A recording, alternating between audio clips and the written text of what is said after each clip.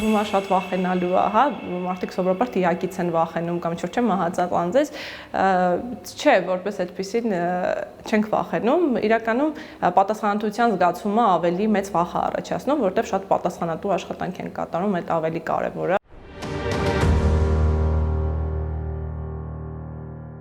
Մենք սովորաբար sense բաներում չկանք, բլոգեր չենք, էլի մեր մասնագիտության մեջ вообще բլոգինգը չկա, մենք տենց սովոր չենք, գարմիմ գնա։ Դու։ Հա, ուր։ Հետո դե դուրս գաս դեղից։ Գիտեմ ինչ կարաք հարցնեք, որ կարաք չհարցնեք, так что հանգիստ հարցրեք ամեն ինչը։ Մասնագիտությունը հենց ինքնին ոնց որ տերմին հեն չի, դատաբժշկական փորձաքննություն ու sense ոնց որ բան է առաջացնում մարդու մոտ, sense գոնություն, sense թվում է, որ ինքը ավելի լուրջ, չգիտեմ, մարդկանց գոնությունն է ներշնչում։ Ոչ մեկի չենք ուզում հերձել։ Ինձ սովորաբար մարդիկ երբ որ տեսնում են, զարմանում են, որ ես դատաբժշկական փորձագետ եմ, էլի իմ առօրյա կյանքում Ալինան ու դատաբժշկական փորձագետ Ալինան բավականին տարբերվում են, բայց ես փորձել եմ իմ բարդ ոչ այդքան ուրախ, հա, տխուր մասնագիտությանը ինչ որ նոր շունչ հաղորդել, ավելի թեթև վերաբերվել, ավելի ուրախությամբ ու իմ կատարած աշխատանքից ես sense հաճույք եմ ստանում եւ ուրախանում եմ, որովհետեւ մենք ենք մարդկանց օգնում ու այդ բարդ մասնագիտությունը մի քիչ համեմել ենք, էլի ավելի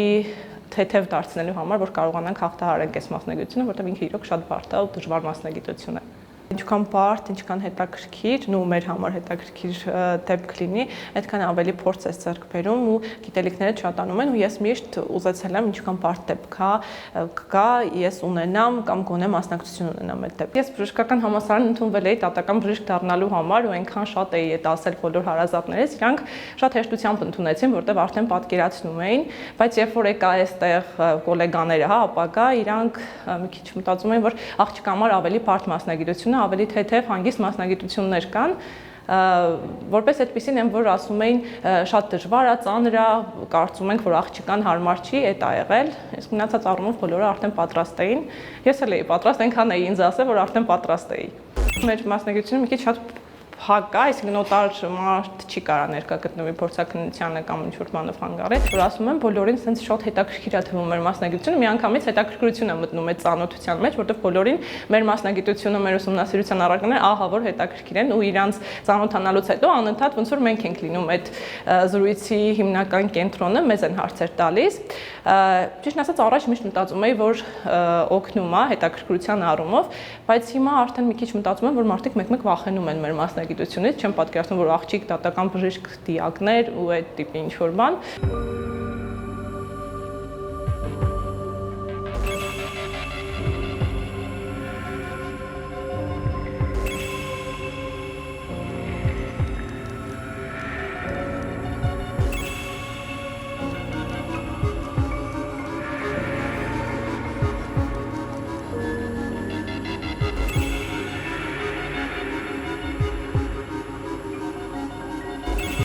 Բոլորին թվում է, որ մեր միակ ուսումնասիրության առարկան լինելու են դիակները, այսինքն մահացած մարդիկ, իրականում մենք եւ դիակներն են եւ կենդանի անձինք, այսինքն կատարում ենք եւ դիակների դատաբժշկական փորձաքննություն եւ կենդանի անձանց դատաբժշկական փորձաքննություն։ Դիակների դատաբժշկական փորձաքննությունը կատարվում է սպանությունների, ինքնասպանությունների, դժբախտ պատահարների դեպքում, ինչպես նաեւ հանկարծամահությունների, որն է հանկարծամահությունը, այսինքն արտակնապես շրջակա աշխարհի միջավայրի մարդկանց համար առողջ թվացող մարդու հանկարծակի մահն է։ Այսինքն դիակների դեպքում բոլոր այդ մահով մահացած մարդիկ ենթարկվում են դատաբժշկական փորձաքննության, իսկ կենդանի անձանց դեպքում, եթե մարդու մարմնական վնասվածքներ օրինակ ունեն, հասկանալու համար, թե մարմնական վնասվածքը ինչ ծանրության աստիճան ունի, որ հետագայում արդեն եթե այլ անձ է պատճառել այդ մարմնական վնասվածքը, համապատասխան քրեական պատասխանատվության ենթարկվի, ավելի պարզ ասելու համար, ինչպես նաև այն բոլոր դեպքերը, երբ որ բժշկական իրավախախտումների մեր հասարակության մեջ հայտնի բժշկական սխալներ են իրենք ասում, այսինքն եթե բողոքում են բժիշկների հետ կապված միջամտությունների կատարման դրա արդյունքում հետագայում ինչ-որ աշխատունակության խնդիրների առաջացման դեպքում այդ մի հատ առանձին ճյուղ է հանձնաժողովային բարդ փորձաքննությունների բաժինն է դրանցով զբաղվում։ Իսկ առհասարակ քաղաքացին չի կարող գալ եւ մեր մոտ ոնց որ բժշկական կենտրոններում բուժօգնություն ստանալ կամ դիմի մեզ փորձաքննություն անցնելու համար, այդ կատարվում է քննչական, իրավական մարմինների կողմից կայացած որոշման հիման վրա։ Այսինքն քննիչները կայացնում են դատաբժշկական փորձաքննության որոշում, որի հիման վրա մենք արդեն իրականացնում ենք փորձաքննությունները դիակների դեպքում դիակներով, կենդանի անձանց դեպքում կենդանի անձանցով։ Ստանդարտ բժշկությունից տարբերվում է, բայց այնուամենայնիվ շատ կարևոր տեղ ունի բժշկության մեջ եւ իրավական համակարգում, որովհետեւ մեր մասնագիտությամբ մենք տուժածներին, զոհերի հարազատներին, ինչպես նաեւ իրավապահ համակարգին օգնում ենք արտարությանը հասնելու ու շատ հարցերի պատասխաններ ստանալու, այսինքն հանցագործությունների արագ եւ լիարժեք բացահայտմանն ենք օգնում, օգտագործելով մեր բժշկական գիտելիքները, որը ուրույն տեղն է զբաղեցնում բժշկության եւ իրավական համակարգի մեջ։ Ինքը բժշկություն է, բայց օգնում է իրավական համակարգին։ Բժշկությունը իրավաբանության մեջ կարելի է ասել։ Անհեթեթ որակում մեզ դրսում տեսնող մարդիկ չեն պատկերացնում մեր մասնագիտությունը, բայց եթե մեկը մեզ դիահերձարանում տեսնի, իրանց թվում է, որ մենք ահավոր սառնասիրտ ենք, մենք մենակ որպես աշխատանք ենք վերաբերվում, իհարկե տենց չի, ու շատ միֆեր կան, որ դատական բժիշկները արդար չեն կամ ինչ-որ բան, իհարկե դա սենց վիրավորական է, որովհետև մենք մաքսիմալ փորձաքննությունը կատարում ենք արդարության ու օրենքի ու մարդկանց օգնելու, արդարությանը հասնելու համար դեպքերը շատ տարբեր են իրարից ու ամեն մի դեպքին մոտենալու ժամանակ ոնց որ դարակից մի գիտելիքն է օգտագործվում այդ դեպքը բացահայտելու համար, հասկանալու համար թե ինչ դեպքի հետ գործ ունենք, մավան պատճառ որոշելու, օրինակ այդ հարցերի հետ կապված, իսկ գործիքները դե իրականում փորձաքննությունը կատարելուց պետքա մի հատ հասկանալ, ոչ մեկ պետքա չխանգարի նախ ինչ որ փորձաքննություն կատարելուց ու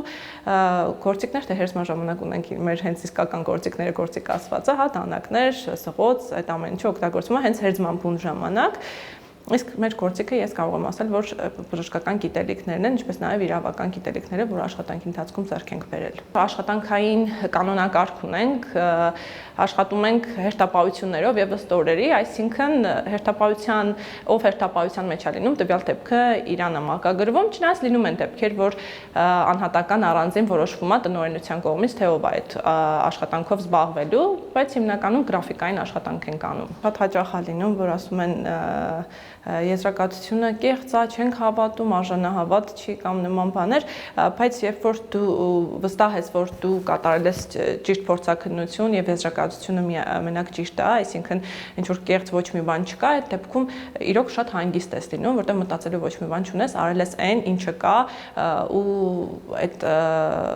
թեթև ես վերաբերվում այդ քննադատություններին, առողջ վերաբերմունք է էլի այդ քննադատություններին, որտեղ հասկանում ես, որ իրանք չեն հասկանում, մեկ լինում է, որ մարդիկ գալիս են, ինչ որ թեթև վնասվածք ունեն,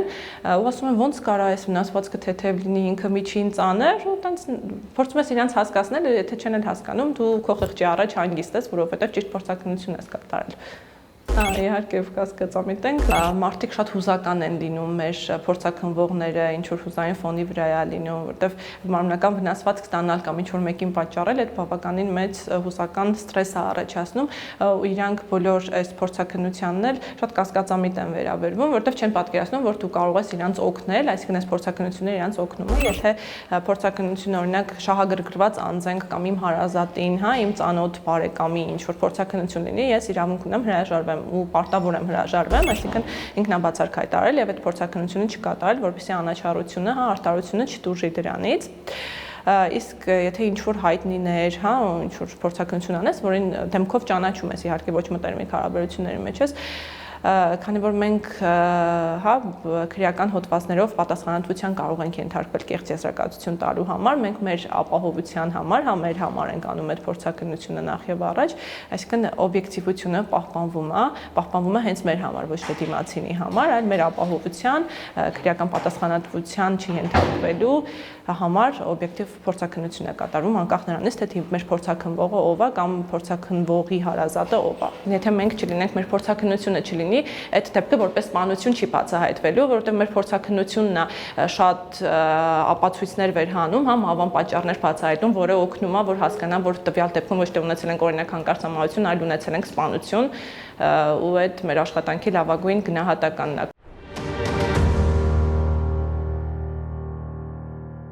Մենք պատերազմ ենք ունեցել, COVID-ի շրջան ենք անցել, բավականին բարդ դեպքեր ենք ունեցել, շատ ծանր շրջան ենք ունեցել, որովհետև այդ 20 թվականից հետո մենք միանգամից ես իմ վրա կարող եմ ասել, որ ասենց միանգամից ոնց որ մեծացա էլ եկա այս մասնագիտության մեջ նոր աշխատող էի, երիտասարդ բավականին նոր մի քանի տարվա աշխատող ու եղավ այդ պատերազմը ու միանգամից sense ոնց որ մասնագիտական հասունացում եղավ մեր մոտ, մեծացանք տարիքով էլ, այդ ամեն ինչը շատ փոխեց։ Այդ շատ էմոցիոնալ, բարդ դեպքեր են եղել այդ ընթացքի դեպքերը, բայց հետագայում ավելի բարդ դեպքեր եմ հանդիպել, չգիտեմ, իրականում ունեցել ենք մանկահասակ երեխաների հետ կապված դեպքեր, բռնության դեպքեր կամ այլ դեպքեր, որոնք շատ ծանր են, հոգեբանորեն ծանր է, եթե աշխատում ես երեխաների հետ մանկահասակ, որոնք ինչ-որ մեծահասակների կողմից մարմնական վնասվածքների, հոգեբանական ճնշումների եւ ինչ-որ սեռական բնույթի հանցագործությունների զոհ են դարձել, այդ իրոք շատ դժվար է, այդ հաղթահարելը բավականին ժամանակատար է եղել, որ ասեմ գնում մի անկյունում լացում եմ, չէ, իհարկե չի լինում, բայց լինում են դեպքեր, որ ինձ էմոցիոնալ ազդում են, սակայն կարողանում ենք մենք մեզ հավաքել, այդ փորձակնությունը պարտավոր ենք իրականացնենք ու հուսական նոտա չի կարա լինի այդ փորձակնության ընթացքում, իսկ որպեսզի հաղթահարենք մեր բարդ գործը, աշխատանքային ժամերից դուրս արդեն մեր ակտիվությունը ապահովելով դրանով ես օրինակ շատ ճանապարհորդում եմ ու ես հասկացել եմ, որ ճանապարհորդելը ինձ մեր աշխատանքի հետ բավականին օգնում է, որտեվ լրիվ կտրվում ես իրականությունից ինչ որ կարճ ժամանակ, հետո վերադառնում ես աշխատանքի ու այդ օգնում է, թե չէ անընդհատ նույն գործի մեջ լինել, այս ծանր աուրայով գործի մեջ աշխատել բավականին դժվար է լինելու։ Իմ մոտ հարազատները մեկ-մեկ ասում են, քեզ պետք է այդ մասնագիտությունը կարայիր գնալ ինչ-որ մեկին բուժեիր կամ ավելի sense կան չէ բժիշկներ, որոնք մեծ համբավ են վայելում, հայտնի են, որ ինչ-որ մեկ ուզում է իր մոտ բուժվի, տենց ասում են կարայիր դու էլ տենց մասնագետ դառնայիր, բայց ես այնքան շատ եմ սիրում դատական բժշկությունը, որ երբևիցե չեմ փոշմանել, որ այս մասնագիտությունն եմ ընտրել։ Իսկ վարձատրման առումով թե Հայաստանի Հանրապետության պայմաններում կարծում եմ, որ իհարկե կարող է ավելի լավ լինել, բայց այնց չի, որ վատ է վարձատրում, իհարկե շատ լավ չի, բայց Հայաստանում ապրելու համար կամ ինչ-որ բարեկեցիկ է, կյանքով ապրելու համար վարձատրվում ենք համարժեք։ Շատ պատասխանատու, բարդ մասնագիտություն է ու այս վերջերս եմ սկսեմ մարդկանց ասել, որ եթե իրանք չեն սիրում այս մասնագիտությունը, պետք է շատ սիրեն, եթե շատ են սիրում, նոր կարան դատաբժշկական փորձագետ դառնան, որտեղ տարիների ընթացքում հասկանալու են, որ սխալ են արել, եթե չեն սիրում այս մասնագիտությունը, պետք է պատրաստ լինեն շատ բարդ, վատ էմոցիաներով աշխատանքում աշխատելու, որը բավականին բարդ է հետագա կյանքի ընթացքում։ Ես շատ հաճախ մտածում եմ, որ հետ այդ ժամանակը ինչ մասնագիտություն էի ընտրելու, ելի մտածում եմ, որ դատաբժշկական փորձագետ էի դառնալու, կարծում եմ, որ ելի դատական բժիշկ էի լինելու, չեմ փոխելու մասնագիտությունս։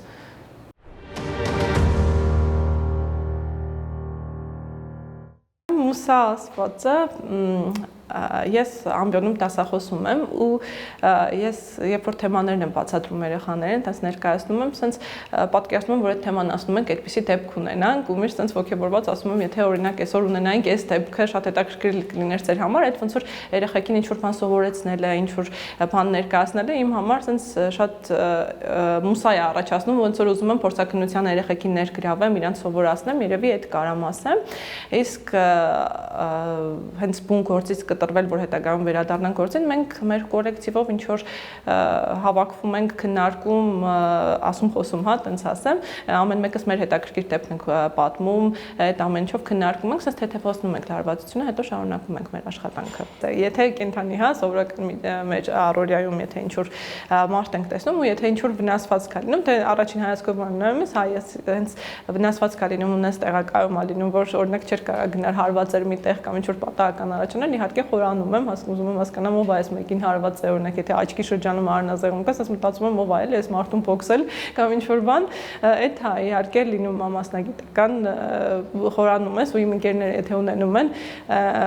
վնասվածքներ կամ բան, ասում եմ, բայց գիտես, այս չէր կարող վայր ընկնելուց լինի, որտեղ ես ուզում ես խաբես բան, տենց ինչ որ հետաքննություն ենք անում,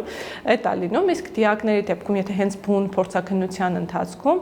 ես օրինակ դեպքի վայր գնալուց կամ փորձակնություն անելուց իրականում առաջինը սիրում եմ պարանոցին նայեմ, որտեվ եթե հանկարծամահություն ունենք ու գիտենք, որ վնասվածքներ չունի տվյալ անձը կամ հանկարծամահության կանչով դեպքի վայր գնացել ենք հանկարծամահության կանչով, առաջինը պարանոցին եմ նայում, որպեսզի խուսափեմ, չգիտեմ, ինչ որ մեկի կողմից բռնի խեղդելու կամ ինչ որ, չգիտեմ, սովորություն է, որ ես պարանոցին նայեմ, որ ապահով լինեմ, որ ինչ որ արտաքին ներգործություն չի եղել, ու այդ կոնտեքստում էլի դրանից հետո արդեն նորմալ ավելի խորը ուսումնասիրվում է, բացահայտելու եք։ Դեպքի վայրի զննության ենք մասնակցել ու հանկարծամահության կանչով քննչական գործողություններ են կատարվում ու եթե դեպքի վայրում ունենք դիակ, այդ դեպքում դատաբժշկական փորձագետը դեպքի վայրում կատարում է դիակի զննություն ու դիակի զննության ժամանակ ըստ հարազատների, որ տվյալ մահը հանկարծամահություն է, այդ մարդը իրան բազմոցին նստած վիճակում հանկարծակի մահացել է ու դեպքի վայրի զննության ժամանակ դիակի արտաքին զննություն արեցինք ու տեսանք, որ կրծքավանդակի շրջանում ունենք վերք, որից բավականին առատ արյունահոսություն է առկա ու այդ ընթացքում հասկացանք ու քննիչներին հուշեցինք, որ ամենայն հավանականությամբ հանկարծամահություն չի, այլ դանակահարություն կարող է լինել, օրինակ սպանություն կարող է լինել ու այդ դեպքի վայրի հենց զննության ժամանակ հաստատվեց ու նույնիսկ սպանողը հենց այդ սենյակում էր ու իրանք փորձում էին հանկարծամահության տեղ որպես ներկայացնել այդ դեպքը հետագայում արդեն դիակի դատաբժշկական փորձաքննության մեր մոտ դերձարանում բացահայտվեց ու մենք կարողացանք արագ շատ օպերատիվ կերպով հանցագործություն բացահայտել շատ հետաքրքիր դեպքեր փորձում ես չսխալվել ճիշտ ախտորոշում տալ ճիշտ եզրահանգումների գալ որ հետևությունները ճիշտ լինեն որովհետև մեր աշխատանքից այլ կառույցներ են հա մենք ոնց որ աշխատանք ենք անում որը հետագայում օգտագործվում է որպես ապացույց դատական համակարգում քննչական համակարգում դրա համար այդ ավելի զգոնությունը պատասխանատվությունն է մեր աշխատանքում ավելի վախ ասենք ասենք վախ չի բայց հա այդ այլի մենք եթե դեպքի վայրում օրինակ լինենք իրավական համակարգի ոստիկանությունն է ներգրավված լինում քննչական մարմիններն են ներգրավված լինում քննչական խումբը ու կարող եմ ասել որ մեզ դատական բժիշկներին իրանք ճնշում չեն գործադրում ու միշտ փորձում են մեզ օգնել որովհետև մեր տված ինֆորմացիան իրանց համար բավականին ինֆորմատիվ է եւ մենք օգնում ենք իրանց ու ես միշտ նկատել եմ իրանց կողմից մեր հանդեպ շատ լավ sense օգնող հա վերաբերմունք աջակցող ու չեմ կարող ասել որ ինչ որ ճնշում ունենք չկա տենց բան հիմնականում իրանք մեզ աջակցում են որովհետև մեր օգնությունը իրանց համար իրոք անգնահատելի է այն մասն է որ իրանք մենակով չեն կարողանա անել մեր գիտելիքը իրոք իրանց պետք է իսկ հասարակության ճնշումը իրականում արդեն սովորել ենք ինչ որ բան չկա մենք փակ աշխատում ենք մեր եզրակացությունն ենք ասում մեր գործը անում ենք մեր գիտակորսնական կենտրոնում նաև տեղակայված է մեր դատական բժշկության ամբիոնը հա բժշկական համալսարանի այս հատվածում մեր ստենդում պահված են այն դեպքերը որոնք յուրատեսակ են եղել տարբերվող են եղել ու հարազատների կամ պետության հա կողմից թույլ տրված ներկայացված է որոնք յուրաքանչյուրը այս արհեստականները չէ բայց սրանք իսկական գանգ են հա ու իրանք իրանց վնասվածքներով են, որոնք օգտագործում ենք ցույց տալու համար, հա, པարզ լինելու համար, թե ինչ վնասվածքներ են, սա հետաքրքիր դեպքերից ոնց կալեն չներկայացրեց մեր այս կացնահարությունն է սեփական ձեռքով, մարդը ինքն իրեն կացնահարել է։ Ես կպատմեմ հետաքրքիր դեպքի մասին, ու սկսեցի պատմել, թե այս անձը ոնց է ինքն իրան կացնահարել։ Սա ինքն իրան է կացնում, նստել է կացնահարել, հետո մեղքի բաժինը քննությունը գնացել է, որ իբր փեսան է սպանել է, բայց փորձաքննության բան ժամանակ այստեղ փոսություններ կան, այս փոսությունները եռանկյունազյան փոսություններ են, դրանով մենք որոշում ենք կացնի, որ են երկու անկյուններ կա, որ հատվածով է, այդ հալվածները եղել, այստեղ մոտ հաշվում ենք, այս դեֆեկտը չհաշված, 200-300 հալված է եղել։ Նախ իր տեղակայությունը, որ կողմնակի մարդը չէր կարող այսքան նույն տեղին հալվածել, մի խնդիրը դա է, մյուսն է, որ անընդհատ նույն ուղղություններն ա եղել ու նույն անկյունով։ Այդ պարզվել է, որ այսքան հաստատել ենք փորձաքննության, որ սա կատարել է ինքը իրան, այսքան փեսան ու զոքանչի խնդիրը արդեն սպանությունը դուրս է եկել։ Հիմա երբ որ այդ հաղորդաշարը պատրաստում ենք, ասես ես կպատմեմ այսպիսի հետաքրքիր դեպք։ Նկարեցին ամեն ինչ լավ սպասում ենք, որ հեռուստատեսին պետք է այդ հաղորդումը ստեղծել։ Հետո ստացվեց այնպես, որ դուրս չեկավ հաղորդումը, հետաքրքրվեց, ինչի հետո դուրս եկավ։ մարդիկ, ասում են, որ այդ ռոլիկը անընդհատ նայել են, հետևել են, որ պետք է էֆիր դուրս գա, եթե դուրս գա, ասում վերջի բանը զգացել եմ, որ դուք ասում եք հետաքրքիր դեպքը չի կարող, սա տրագեդիա է, ողբերգությունը, ձեր համար հետաքրքիր է, բայց ժողովրդի համար սա ողբերգական դեպք է։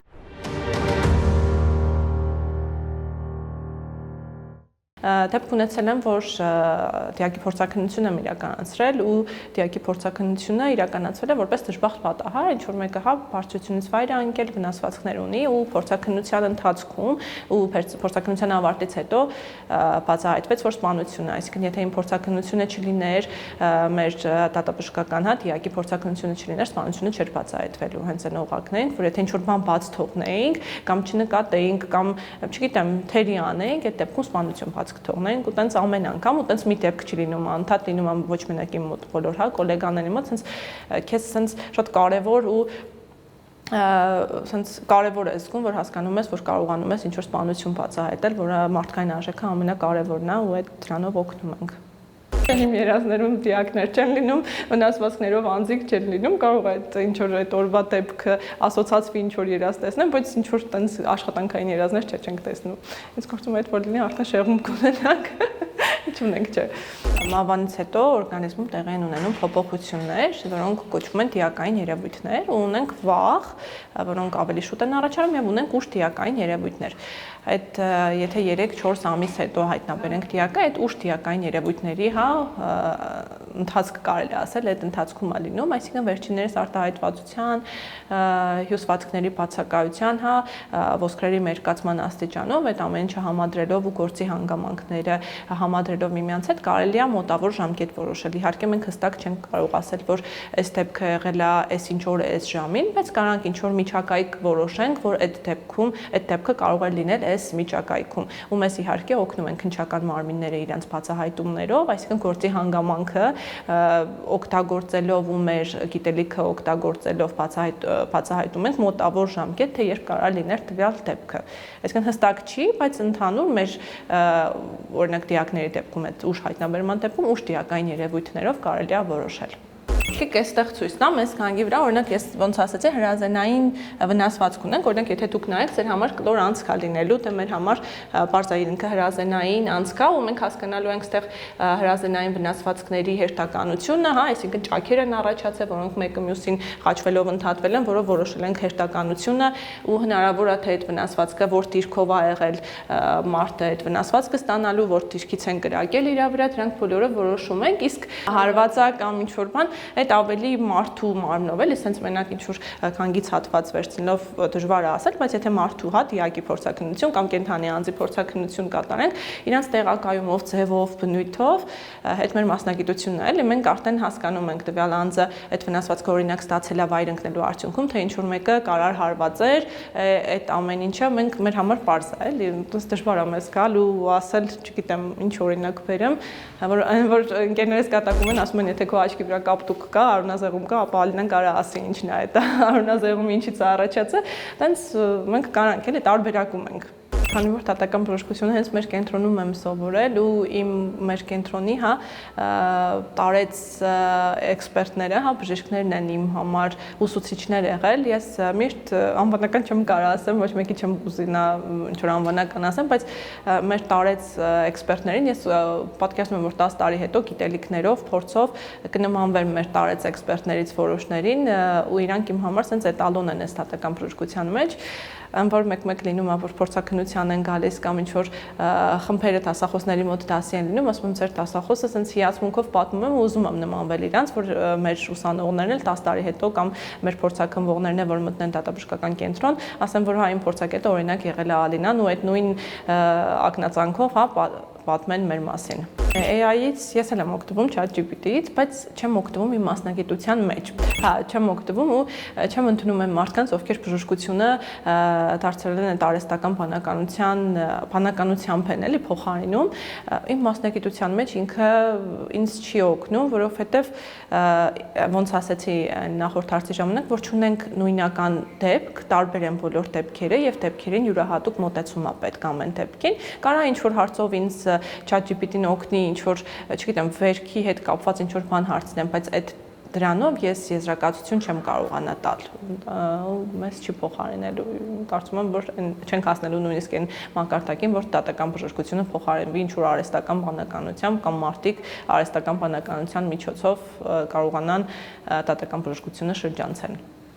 Հիմա բարձր պոպուլյարություն է վայելում մեր մասնագիտությունը, ինչքան նոր մարդկանց հետ եմ ծանոթանում, օրինակ բժշկական ոլորտից, ուրիշ մասնագետներ հենց իմանում են ես դատական բժիշկ եմ, մեծ մասի երկրորդ խոսքը լինում է, գիտեք, ես էլ էի ուզում դատական բժիշկ դառնալ, այսինքն բոլորը ոնց որ ուսումնառության ընթացքում ուզեցել են դատական բժիշկ դառնալ, իհարկե քչերն են դառնում, բայց ինքը միանշանակ մեռնող չի լինելու, հաստատ շարունակվելու է ու ինչքան քիչ ենք, այդքան ավելի որակյալ կադրեր ենք, դա էլ կարելի է հաշվի առնել։ Իսկ ինչի չեն ընտրում մեր մասնագիտությունը, որովհետև բավականին բարդ է ու մեր նոր սերնդի մոտիվացիան ինչ որ ավելի շատ պացիենտներ ունենալ, ավելի շատ գումար աշխատել, դա է մոտիվացիան, դա երևի թե պատճառը, որ չեն ուզենա կան դիակների հետ աշխատեն, ինչ որ փորձաքննություններ կատարեն, ինքը մի քիչ տխուր, բարդ մասնագիտություն է, երևի դա է պատճառը, որ այդքան շատ դիմորդներ ու այդքան շատ ցանկացողներ որ դառնան դատական բժիշկներ, օրինակ համեմատությամբ ռադիոլոգների, դա պատճառը։ Կարամ մտածեմ հետո ասեմ, ես օրոզնոց չգիտեմ, երեք ինչ պետք է չանեմ, չգիտեմ, պետք է մտածեմ։ Կարակ ստոպ տակ, որտեվ երկար եմ մտածել։ Երեք չէ եւ երեք որ պետք է անեն։ Դատական բժիշկ դառնալու համար, պետք է լինել սիրել մասնագիտությունը, ունենալ լավ գիտելիքներ եւ լինել անվախ։ Իսկ չպետք է լինել շահամոլ, անարդարության զոհ, տենց ասեմ, այդքան է երևի երրորդը չհիշեմ։